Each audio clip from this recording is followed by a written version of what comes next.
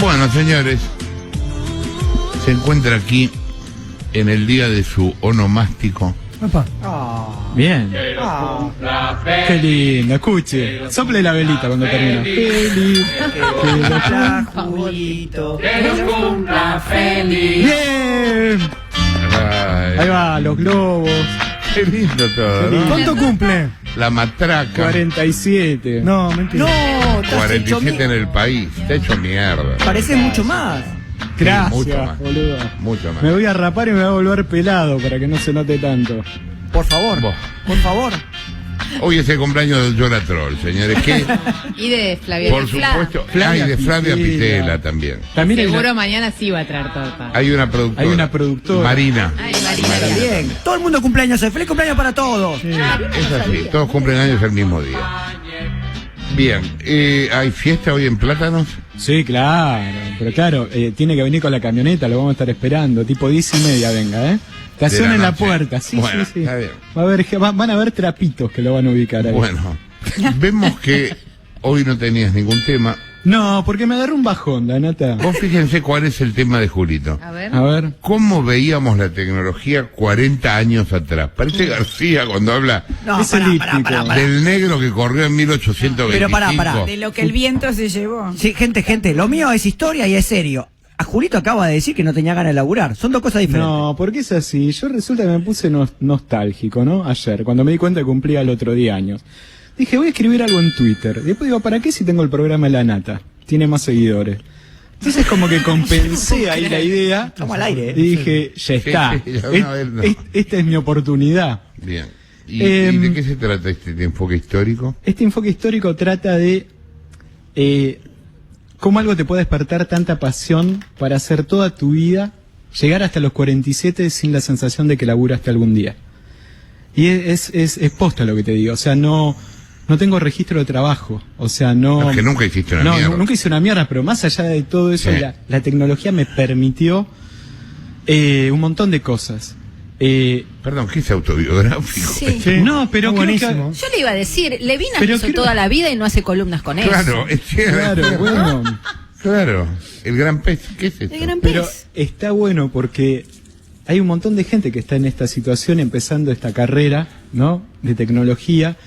Y hoy ¿Usted dice que hay gente que se inspira en usted? no que se inspira en mí, sino que en ese futuro distópico que tiene este país y ve en la tecnología un buen bálsamo ¿Qué está pasando? para salir corriendo. No sé, estoy diciendo, está diciendo cualquier cosa. ¿Usted sabe a dónde va esto? No, no Sí, tengo sí, idea. Va esto. Esto es el problema de ir en vivo. No, porque dejá. Claro. Nos Yo corro. quedamos arriba del si barco. fuéramos como Florencia Peña, eso no pasaría. ¿me No, entiendes? guarda que también está la piña en la mesa, guarda que Alfredo. ahí pongo orden al toque acá. No golpees esa mesa porque te rompes la mano. Sí. Sí, no, Porque no, sale y la aparte fortuna rompo algo. reponerla. Rompo algo caro, me lo descuentan, debo dejar la vida acá. No, bueno, yo les quería contar un poco, 40 años atrás, cómo era la tecnología, cómo la veíamos y qué es lo que al final tenemos. Es un poco eso. Siempre la pifiaron con lo de los autovoladores. Sí. Sí, Sí. ponele que Es así, sí. todo hace 40 años decíamos va a haber autovoladores. Sí. Y no hay gato volador, pero auto volador no hay. ¿Cuál es el primer recuerdo que vos tenés, quizás, que tiene que ver con la tecnología? ¿Qué fue el primer artefacto electrónico que vos dijiste esto es tecnología y desde hace tanto tiempo atrás? ¿Cuál es para vos? ¿Qué es lo que Yo vos conté recordás? estoy hablando en serio, yo conté una vez que vinieron a verme cuando estábamos hace 400 años, ahí en la oficina en la calle Perú y Belgrano, unos tipos de la revista PC Magazine. Sí, claro. Y me dicen, ¿vos viste alguna vez internet? Yo digo, no, nunca. Y te trajeron una computadora y me mostraron internet. Está bien, pero antes de eso, ese es un punto, es como un eje Sí. en la historia de la tecnología. Antes de eso, ¿cómo te relacionaste con la tecnología? ¿Qué recuerdo tenés? Nunca me relacioné Nunca con te eso, relacionaste. Yo te digo, a los 10 años vi el primer televisor color que compramos en casa. No. Sí. Y me llamaba más la atención el control remoto que los colores. Y cuando vi el control remoto dije, Igual vos veías la mitad del yo, televisor. claro, era más barato para mí. No, en ese momento tenía los dos ojitos. Claro. Conversación Golpe y cada bajo. vez peor. Durísimo, Va- durísimo. Va para abajo. Y yo miraba un control remoto y digo, boludo, apretás un botón acá y se cambia allá. Y después empezabas a pensar... Yo cuando vine a arreglar el televisor, yo tendría 25 años, no sé. Pensé que la gente estaba dentro del televisor, que iban a salir de ahí. Ah, y eso dicen mi sobrino. Mamá, Bueno, tía, un tetaz te ¿cómo? entra, ¿eh? Sí. Un tetaz entra, Mañana ¿no? Dos tetaz. Un tetaz sentado entra, sí. Y cuando vino ese momento, que había un televisor color que tenía control remoto, que vos te preguntabas cómo funcionaba eso, y no habían respuestas, a diferencia de los pibes de ahora. Vos veías el control remoto y tenías que elaborar teorías de chico de cómo ese instrumento funcionaba y qué tan fuerte grita un control remoto. Y si mi control remoto tiene tanta voz como para que lo escuche el televisor de al lado, y si le pongo más pilas, porque tenía pilas, si le pongo más pilas va a dominar los teléfonos en la cuadra. Y Igual no había- tiene pilas, perdón. tiene, Sí, claro. Pero digo, ¿dónde estaba la lógica de todo esto sin que alguien te lo explique? Entonces, en ese momento no existía Google como existe para los pibes de hoy. Vos tenías que elaborar teorías, los grandes tampoco te daban información. De a momento ibas recopilando piezas de historia que, junto con mucha curiosidad, parte de, obviamente, imaginación de que tenés en ese momento, convivías con el error, y con cada pieza nueva de información refutabas la teoría que tenías. Cuando yo creo que lo más NASA que de chico tuvimos, por lo menos mi generación, fue Aurora Grundig. Si vos decís, ¿dónde estaba tu NASA? ¿Entendés? Que era algo que vos veías de tecnología que decías, Aurora Grundig. ¿Por qué? ¿Qué carajo era? Aurora Grundig La marca era, del televisor. eran marca de televisores, tenían también las primeras computadoras hogareñas, tenían, y esto para mí fue lo que me partió la cabeza, una antena satelital. Una antena satelital en ese momento, te estoy hablando de los años 80 y pico, 88. ¿Pero que una budinera, tipo la de No, la no, DirecTV? una ¿Para antena, qué te servía? una antena que era el modelo 220 de Grundig, que era una antena que venía con motor. En ese momento, digo, para la gente que nos está escuchando, que es joven, las señales de la televisión eran analógica, habían solo 5 canales en el país. Las antenas vivían Éramos arriba de tanto los- más felices cuando había Pero solo obvio. 5 canales. Sí. Pero obvio. Y en el interior, 2 con suerte. Ah, claro. Sí, obvio. Digo, y las antenas vivían arriba de un palito en la casa, ¿no? Sí. A 2 metros, 3 metros, y estaban siempre en un equilibrio con los 5 canales. En cuanto la chapaba un poco el viento, la giraba, Sí, claro, alguno tenía que hace subirse, fantasma, obvio. claro, tenía que subirse sí. al techo. Andá y corre la antena. No, Ay, pará, ay, pará. Ahora sí. Ahí. Bueno, Tenías que hacer como una cadena humana, ¿no? O sea, el que estaba frente al televisor Claro.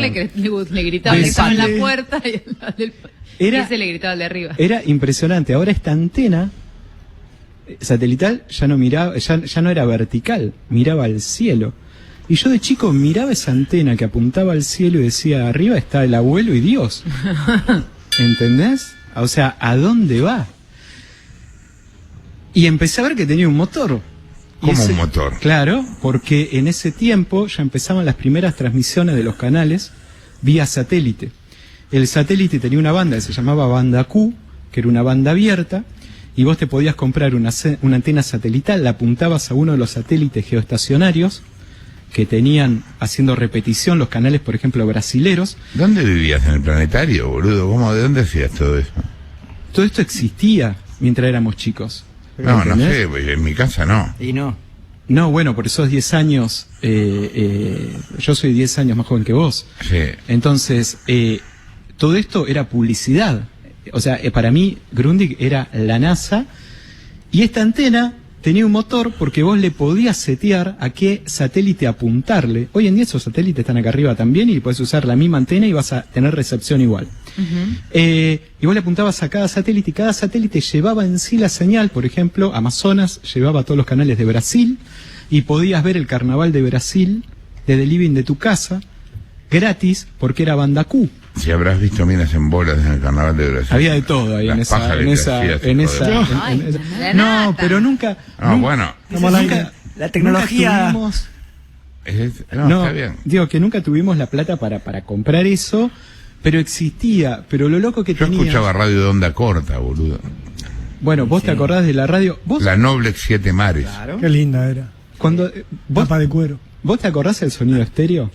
¿Por primera vez cuando lo escuchaste? Sí. La primera vez que escuchaste FM estéreo. Sí. Yo también lo hice en una radio, que era una radio japonesa, que traían gente de contrabando, ¿no? Y la primera vez que escuché estéreo, dije, wow, se te partía la cabeza. Y no era una señal digital como las que tenemos hoy, eran señales analógicas claro, que sufrían lluvia, pero tenían la capacidad de separar los canales derecha e izquierda en una radio. Lo loco de todo esto... Esa es Radio Hilversum de Holanda, transmitiendo desde la concha de la madre. ¿Vos te acordás que había una radio que tenía todo un mapamundi? No sé si Sí, te acordás. claro, bueno, la noble Siete Mares, boludo. Bueno, esa, Que las Siete escuchamos Mares. Radio Colonia durante la dictadura. Claro. y Bueno, la de eso Malvinas. también, Radio Colonia, Ariel Delgado, ¿cómo no? Claro. Era impresionante ese momento, pero lo loco era que si todo esto te interesaba cuando eras chico, la investigación era muy dura y vivir con el error era una constante. O sea, vos vivías en teorías erradas que a cada paso que dabas... Ahora voy entendiendo tu vida más. Claro, bueno, obvio, hasta que hay Toda una vida perseverando en el error. perseverando en el error. Y de a momentos creo tener la razón y lo sostengo, hasta que viene otro pieza de información y te dice, no, esto no es así, va cambiando. De ahí, ¿Vos cuál fue la primera computadora que tuviste? bueno, la primera computadora fue Texas Instrument TI-99-4A. Era una computadora blanca que no tenía Inmensa. disquete, no, chiquitita, era como una laptop de ahora, un poco más gruesa. Yo recuerdo, yo tengo... ¿Con la pantalla incorporada? No, Ah. se conectaba al Al televisor de la televisor. casa. Yo tengo recuerdos sensoriales con la computadora. O sea, yo recuerdo el Te olor... tocabas con el computador. La tocaba. No, La tocaba. Era- ¿Cómo está ella esta se dejaba. conversación hoy? Yo Y bueno, recuerdo dice sensoriales. ¿qué querés que el diga? olor a plástico. Recuerdo el olor a plástico. ¿No ves que es un jeropa? Yo te digo. Yo la tocaba y el ruido de las teclas era profundo, en serio, era clac, clac, pero era, Sí, era, claro. no, Sí. increíble. En ese momento no tenía ningún medio de storage o de, Claro. de guardado, Claro, ¿no? entró a volcar, sí. De storage, digo, de almacenamiento. ¿sí? Sí. Bien, bien. Almacenamiento. Almacenamiento. Dijo almacenamiento. Entonces vos decías, prendías una computadora y decías, ¿qué hago con esto? Y lo único que Sí. podías hacer era un programa. Entonces te vendían, porque en ese momento esa computadora no tenía ni cassette, porque antes de los disquetes estaban los cassettes y antes de los Ah, disquetes... eso no conocía. el dataset. Bueno, el Obvio. dataset. Sí. El dataset era un cassette de audio Sí. que tenía grabado ruido. Ese ruido eran golpeteos de información que la computadora, Borbotones. claro, por botones sí, ponele trrr, así, y eso se traducía en un programa. Entonces la computadora lo cargaba, vos le dabas play y empezaba la carga del programa y la computadora decía, listo, ya está, pará el dataset, lo parabas y ya había cargado el programa. Pasaba ¿Qué con los hacía? jueguitos, Julito, ¿te acordás? A veces tenías que pasarlo Claro, sí, 20 claro. veces para que cargara. Sí, Para que mismo cargara. cassette. En un cassette podías tener más de un juego Sí. y lo tenías por número, del 150 en adelante, del minuto o de la vuelta 150 en adelante estaba tal juego. Pero no teníamos eso en ese momento. Entonces vos comprabas los juegos, venían en libros. Los juegos venían en libros antes del dataset. Yo iba a la calle Mitre y Alem en Quilmes, había un lugar de computación que se llamaba Swing, que te vendía unos libros, ¿sí? De más o menos 100 páginas, en donde estaban, la portada era la Guerra de las Galaxias, ¿no? Era una nave destruyendo un mundo, fuego, androides, o sea, wow. Lo comprabas y habían 100 páginas de instrucciones. 10, go to, 50, print. Vos tenías que tipear más o menos 5.000 líneas, ¿sí? 5.000 líneas, estás cargando. copiándolas de un libro, ¿Para qué? y cuando terminabas le ponías run, y eran 4 muñecos que se movían, pero 4 cuadrados que se movían, y te dabas cuenta que era más ficticia que la tapa de noticias, ¿viste? Si la comparabas, ¿no? Que devuelvan la guita. Bueno, y después lo peor, que cuando vos apagabas la computadora, toda esa información se perdía. Pero mirá que de algo malo salía algo bueno. Porque ese era uno de los incidentes que podías tener de chico. El otro incidente era, obviamente, el corte de luz, que era satánico en esa época, era un sátiro el tema de la luz, porque te cortaban, se estipulaba el horario de corte y todo. Y lo otro que te podía pasar es que el programa no corriera. O sea, le dabas run, error de sintaxis en la línea 3222. La puta. Así, Entonces vos recorrías, te ibas hasta la línea 3222, ibas al libro, lo buscabas, lo que habías tipeado, y estaba perfecta la línea escrita. Entonces significaba que el error venía de antes, y saltaba en esa línea, porque algo mal había antes. Y ahí quedaban dos opciones.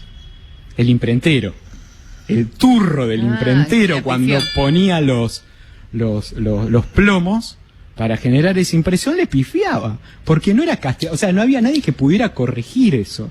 Vos, el castellano puede corregir, bueno, las instrucciones de máquina no habían correctores para eso en el libro. Entonces, vos ahí te salió un error, y ahí es donde empezás a aprender a programar.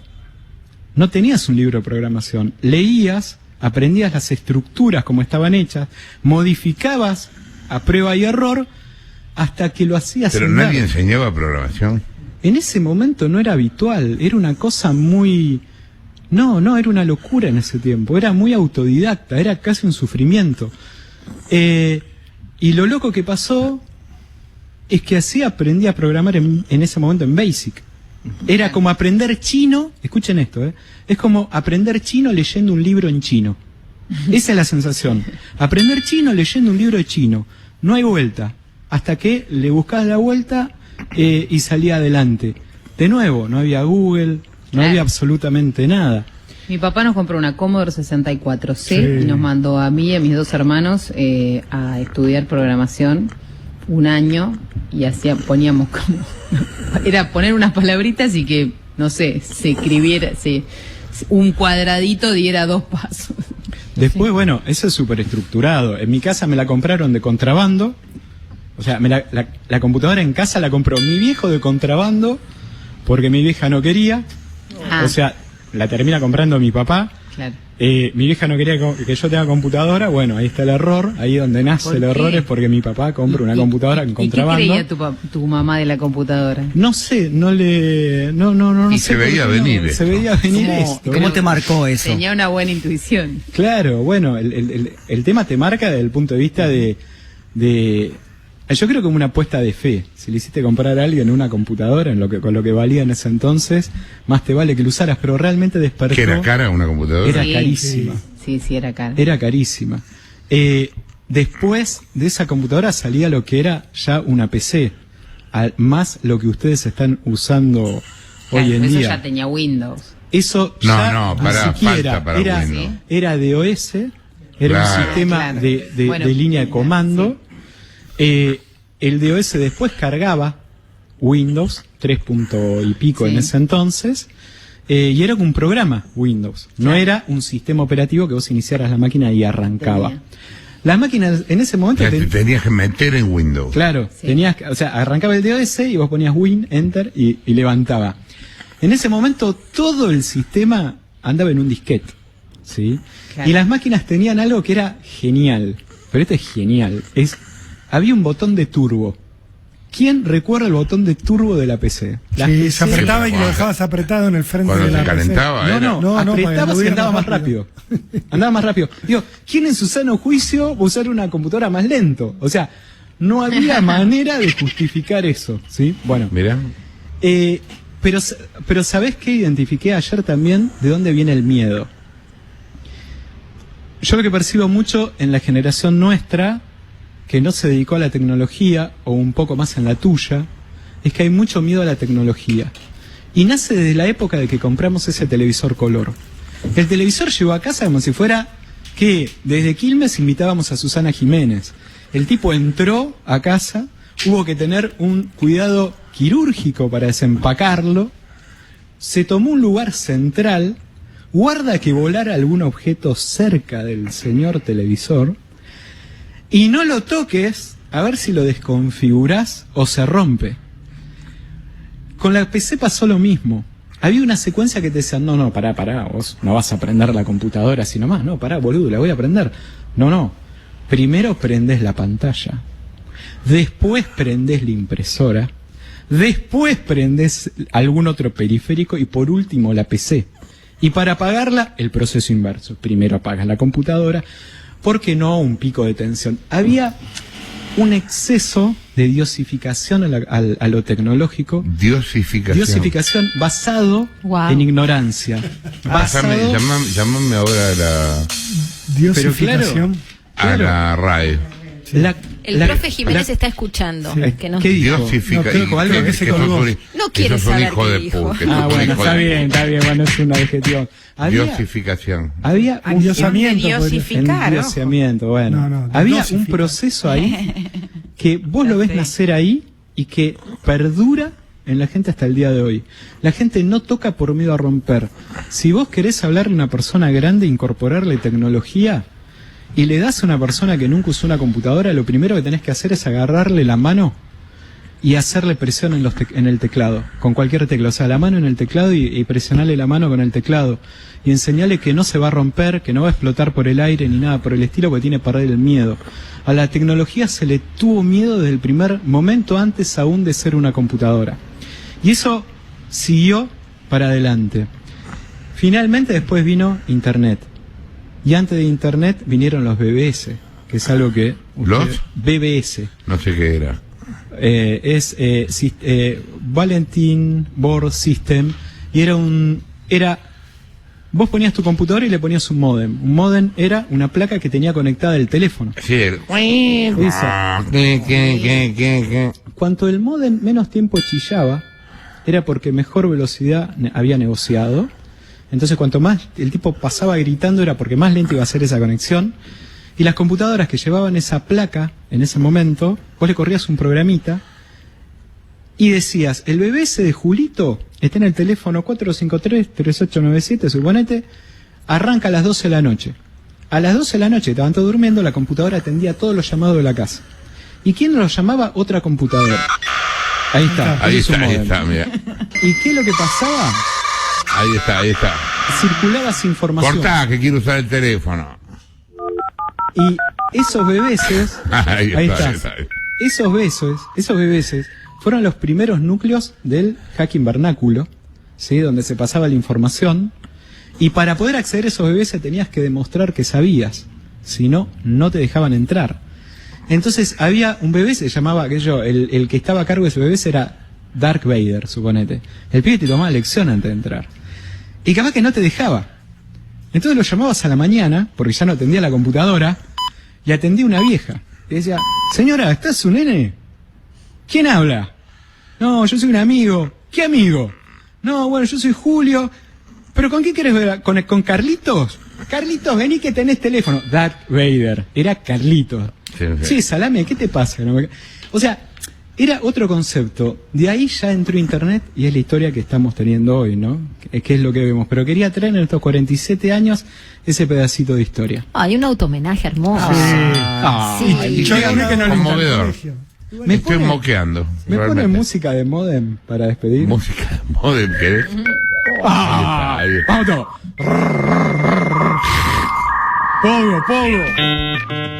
Julito López, señores. 12:31.